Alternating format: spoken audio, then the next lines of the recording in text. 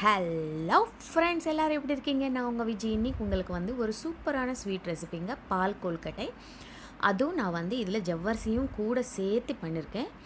இது ஒரு வாட்டி நீங்கள் ட்ரை பண்ணுங்கள். வித்தியாசமாக ரொம்ப ரொம்ப ரொம்ப ரொம்ப நல்லாயிருக்கும்.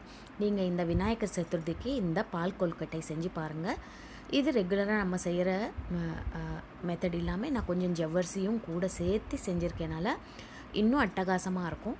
செய்கிறது ரொம்ப ரொம்ப ஈஸி. எப்படி செய்யலான்னு வீடியோக்குள்ளே போயிடலாம் வாங்க. ஃபஸ்ட் டைம் சேனல் பார்க்குறீங்கன்னா கண்டிப்பாக சேனலுக்கு சப்ஸ்கிரைப் பண்ண மறக்காதீங்க. ஒரு பவுல் எடுத்துக்கோங்க. இதில் 1 கப் தண்ணி ஊற்றிட்டு, எந்த கப்பில் தண்ணி ஊற்றினோமோ அந்த கப்பிலவே 1 கப்பு கொழுக்கட்டை மாவு. இப்போது இந்த தண்ணி கொதிக்கட்டும். இதில் ஒரு சிட்டிகை உப்பு, அப்புறம் 1 ஸ்பூன் நெய் போட்டுட்டு நம்ம கொழுக்கட்டை மாவு இதில் போட்டுட்டு நல்லா தண்ணி கொதித்ததுக்கப்புறம் கொழுக்கட்டை மாவு போடுங்க. ஸ்டவ் ஆஃப் பண்ணிவிட்டு இது நல்லா மிக்ஸ் பண்ணிக்கோங்க. மிக்ஸ் பண்ணிவிட்டு இந்த மாவு நல்லா ஓரளவுக்கு இந்த மாதிரி மிக்ஸ் ஆன உடனே நம்ம நல்லா மிக்ஸ் பண்ணிவிட்டு மூடி போட்டு ஒரு அரை மணி நேரம் இப்படி விட்டுருங்க. இந்த சூட்லவே இந்த மாவு நல்லா வெந்து வந்துடும். நம்ம இதில் கூட நெய்யும் சேர்த்ததுனால ரொம்ப ஒரு சுவையாக ரொம்ப ஒரு வாசமாக இருக்கும். இப்போ நம்ம இது நல்லா மிக்ஸ் பண்ணியாச்சு. இது மூடி போட்டு ஒரு பக்கத்தில் வச்சுக்கலாம். இப்போது நம்ம கொழுக்கட்டை எப்படி செய்கிறதுன்னு பார்க்கலாம். இந்த மாவு நல்லா மசிஞ்சிக்கோங்க. கையில் நல்லா ஆறுனதுக்கப்புறம் நல்லா கையில் இந்த மாதிரி மசிச்சுக்கோங்க. நல்லா சாஃப்டாக வெண்ணெய் மாதிரி இருக்கும். இந்த மாவு தான் நம்ம எல்லா பக்ஷணங்களுக்கும் விநாயகர் சதுர்த்திக்கு பண்ணுற மாவு எல்லாமே இதில் தான் பண்ணுவோம். இந்த மாதிரி சின்ன சின்ன குட்டி குட்டியாக உருண்டையாக சுற்றி நம்ம ரெடி பண்ணி வச்சுக்கலாம். இந்த ரொம்ப பெருசாக இருந்தால் கூட பார்க்க அழகாக இருக்காது. இந்த மாதிரி ஒரு சின்ன சின்ன மீடியம் சைஸில் நம்ம எல்லாமே இந்த மாதிரி சின்ன சின்ன உருண்டையாக பிடிச்சி வச்சுக்கலாம். பாருங்கள், பார்க்கவே ரொம்ப அழகாக இருக்கு இல்லையா இந்த கொழுக்கட்டை. இப்போ நம்ம இந்த கொழுக்கட்டையும் ரெடி பண்ணி வச்சுட்டோம். இப்போ நம்ம என்ன பண்ணணும்னா, ஒரு 1/4 கிலோ ஜவ்வரிசி நல்லா ஒரு 6 மணி நேரம் ஊற வச்சுக்கணும். ஜவ்வரிசி எவ்வளோ ஊற வைக்கிறோமோ அவ்வளோ சீக்கிரம் வெந்துடும்.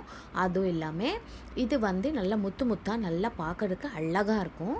இப்போது ஒரு பவுலில் 1 கப்பு வெல்லம், 1 கப்பு தண்ணி ஊற்றிட்டு இந்த வெல்லம் நல்லா கரையிற வரைக்கும் நீங்கள் ஸ்டவ்வில் வச்சு ஒரு பக்கத்தில் வச்சுக்கோங்க. இது கரைஞ்சால் மட்டும் போதும், ரொம்ப பாகு வரணும்னு தேவையில்லை. இந்த வெல்லம் கரைஞ்சி வந்தால் நம்ம ஸ்டவ் ஆஃப் பண்ணிக்கலாம். வெள்ளைப்பாகம் ஒரு பக்கத்தில் நம்ம ரெடி பண்ணி வச்சுக்கலாம். இப்போ ஒரு கடாய் எடுத்துக்கோங்க.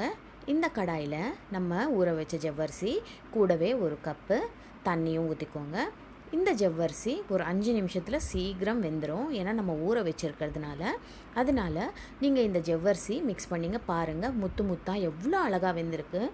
தண்ணி சூடான உடனே இந்த வெந்து வந்துடும். அவ்வளோ சீக்கிரம் வெந்துடும். அதனால தான் நம்ம ஊற வச்சுருக்கோம். இப்போ இந்த தண்ணி கொதிக்கிறது இல்லையா, இதிலவே நம்ம பண்ணி வச்ச கொழுக்கட்டையை போட்டுடலாம். சில பேர் இதை ஆவியில் வச்சு திருப்பி போடுவாங்க. தேவையே இல்லைங்க.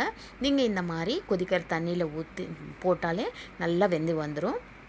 இப்போ ஒரு 2 நிமிஷம் கொதித்ததுக்கப்புறம் நல்லா இந்த கொழுக்கட்டை நல்லா வெந்து வந்துடும்.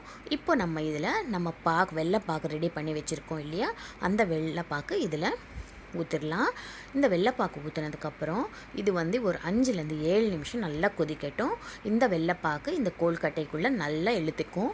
நல்லா அந்த மாவு அந்த இது சாஃப்டாக நல்லா சூப்பராக ரெடி ஆகிடும். இப்போ ஸ்டவ் ஆஃப் பண்ணிவிடுங்க.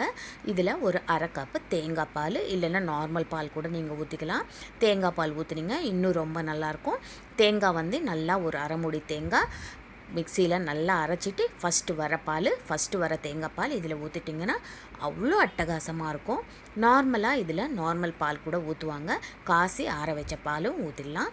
இது ஒரு வாட்டி செஞ்சு பாருங்கள். எப்படி வந்ததுன்னு எனக்கு சொல்லுங்கள். கண்டிப்பாக உங்கள் எல்லாருக்கும் ரொம்ப ரொம்ப பிடிக்கும்.